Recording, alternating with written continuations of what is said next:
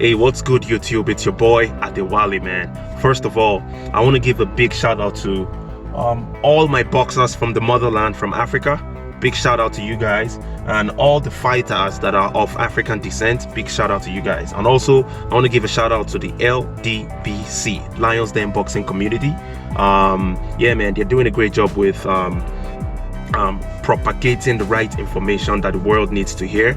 And we're just sick and tired of having a lot of these African fighters suppressed, right? So anyways, yeah, man, this weekend Richard Commey is having a fight coming up against Beltran. Commey has the IBF, right, and he's defending it this weekend against Beltran.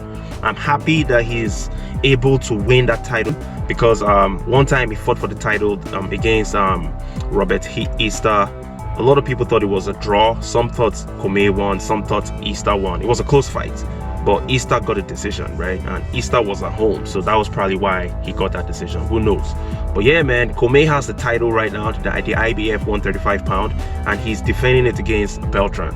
He was supposed to go into a unification with Lomachenko, but he had an injury on his hand, and he had to let that heal up before getting back in the ring with someone dangerous like Lomachenko. But anyways, big shout out to Richard Commey.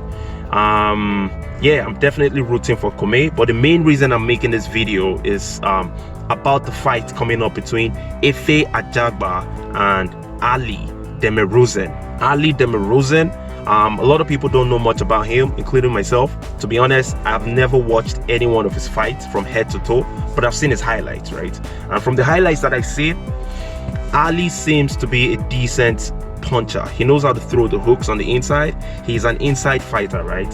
He comes in, he's 6'3", right? So put that in perspective. 6'3" guy, likes fighting on the inside. He's knocked out everybody he's faced. Actually, he's had 11 professional fights and he has 10 KOs. So he's knocked out 10 out of 11 professionals. So that proves that he has a decent punch power, right? I mean, seen this guy throw quick hooks and uppercut. Those are his best punches, by the way. He throws a lot of hooks: right hook, left hook, uppercuts. He throws that in quick succession. And yeah, man, I feel like he's a legit step up in competition for Efe Ajagba, because Efe, I mean, the biggest name on Efe's record so far is Amir Mansour, and I did not consider that as a step up in competition, because Mansour was like 20 something years older than Efe, and he was like absolutely on his decline, right? Plus the height and reach advantages that Efe had over Amir Mansour. I just didn't see Amir having any chance against Efe Ajagba, so I didn't consider that to be a step up in competition. But this time around against Ali Demirezen, it's a step up in competition, man. Demirezen is like 29 years old. He has 11 professional fights, 10 knockouts. He's from Turkey, right? Southern European country. He's ranked as the number one heavyweight out of Turkey, according to BoxRec, right? And also, according to BoxRec, Demirezen is ranked number 38 out of the entire world. So you can tell already that he's even higher ranked than Efe Ajagba, and for that reason, it's a legitimate step up in competition. According to me, according to what I've seen so far about Ali, and according to BoxRec. So it's safe to say that Efe has to be at his best performance, because he's fighting against a guy that potentially could beat him. And man, it is what it is, man. I don't think Ali has what it takes to beat Efe, but Ali looks like a really tough guy, to be honest. He looks like a tough guy, and it's a step up in competition for him as well, because he's only always fought tomato cans. I think he fights out of Germany. So I mean, in Germany they have average heavyweights. They are not the best, you know, they are not even close to the best. But I mean, this guy he's been fighting out of his own country, outside his own country of Turkey, for a long time, right? So coming to fight Efe Ajagba, that's going to be a good fight for him. Step up in competition for both guys. I'm rooting for Efe, obviously. He's my Nigerian brother. What else do you expect? I'm rooting for Efe. I want him to knock out Ali if that's possible, because if he knocks out Ali, that would improve his status. Now he's not going to be like a top prospect. He's no longer going to be on the bottom prospect area. It's going to be like a top prospect before you can promote him to become a contender, right? So yeah, that's how it is, man. And yeah, man, I want to give a shout out to a lot of these African fighters, especially Efe Ajagba. You guys should put this into consideration, man. Efe Ajagba is from Nigeria, a country with 200 million people, and out of the 200 million people, only 5 people made it to the 3 people actually. Only 3 heavyweights are listed out of Nigeria on BoxRec. So that tells a lot about the entire situation. First of all, it proves that we are not a huge boxing country. We don't love boxing to that extent where you find a lot of young guys getting into the sport, trying to become world titleists.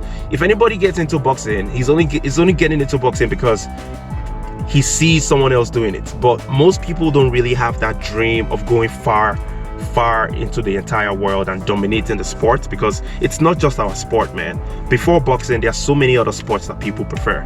Trust me, majority of Nigerians prefer soccer over boxing. So for someone like Efe Ajagba to be making so much noise in the heavyweight division of the world as a prospect, man, you have to have respect for that, man. I respect Efe Ajagba. He's doing great. He's doing very good, and I like the matchmaking, man, because I mean, he's only always fought tomato cans to an extent, and right now he's fighting a real guy. You know what I'm saying? A guy that is coming back to knock him out as well. So I wish him the best, man. I believe he's gonna pull it off, because I mean, Efe, bro, if Efe uses his jab against Ali, he's going to beat Ali, man. If he uses his jab properly, because he's longer, significantly longer in terms of his reach, and he's stronger than Ali. That's what I see, man. Don't even get it twisted, man. A lot of us Africans, we are strong, physically strong. We might not have the technique, we might not have the technical abilities, you know what I'm saying? Not because we are not smart, it's just because, like I said, man, a sport like boxing, it's not one of our greatest forte. So people don't invest so much in infrastructure and, you know, all those types of materials that help boxers polish their moves, their leg movement, their defense, and all that kind of stuff. Guys are just going in there with brute strength, trying to knock each other out. And that's why this guy had a good performance against Daniel Dubois, Richard Lartey. If you guys seen that fight, Richard Lartey versus Daniel Dubois, obviously Lartey was very strong, like physically strong in the ring, but he didn't have the technical abilities to compete against Daniel Dubois, because Dubois, I mean, training out of the UK for so long, his entire boxing career, he has already polished certain skills in his skill set. But Lartey, coming out of Ghana, man, that guy only had brute strength, and that brute strength pushed him as far as being the #1 guy out of Ghana in the heavyweight division. It even won him a local title, WBO African Championship, whatever. But when it got to the world level, where guys have brute strength and also technical abilities, he came up short, right? So yeah, man, Efe Ajagba, on the other hand, man, he has a very, very solid trainer, Ronnie Shields, same guy that trains Jamal Charlo and some other guys in boxing.